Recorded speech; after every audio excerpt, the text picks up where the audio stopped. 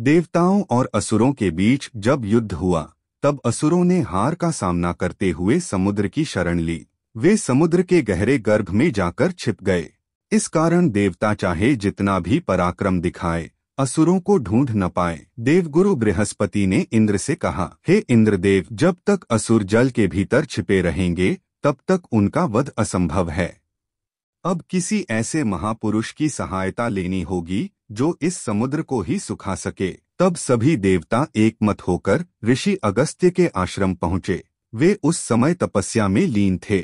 देवताओं ने आदर पूर्वक प्रणाम किया और विनती की, हे महामुनि, असुर समुद्र के भीतर छिपे हैं। जब तक समुद्र शुष्क नहीं होगा, तब तक उनका नाश संभव नहीं। कृपा करके हमें इस संकट से मुक्त कीजिए। अगस्त्य ऋषि मुस्कराए। उन्होंने अपनी तेजस्वी दृष्टि से समुद्र को देखा और बोले, यदि यह धर्म की रक्षा का कार्य है, तो मैं समुद्र का जल पान करूंगा। तब ऋषि अगस्त्य ने ध्यानमग्न होकर अपने प्राणों की शक्ति को जगाया। उन्होंने अपः स्वाहा का उच्चारण किया और अपने मुख से श्वास खींचते हुए समस्त सागर का जल पी लिया। क्षण भर में अथाह समुद्र सूख गया। मछलियां, शंख, जलचर सब सूखी भूमि पर दिखाई देने लगे। असुरों का छिपना अब असंभव हो गया।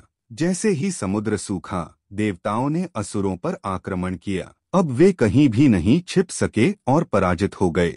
असुरों के विनाश के बाद ब्रह्मांड में पुनः शांति लौट आई। देवताओं ने ऋषि अगस्त्य को प्रणाम करते हुए कहा, हे महामुनि, आपके कारण धर्म की विजय हुई। आप न केवल महातपस्वी हैं, बल्कि प्रकृति के संतुलन के रक्षक भी हैं। ऋषि अगस्त्य ने शांत स्वर में उत्तर दिया, मैंने जो किया वह धर्म की रक्षा के लिए था, किंतु अब समुद्र का पुनर्स्थापन आवश्यक है, क्योंकि जल के बिना पृथ्वी अधूरी है।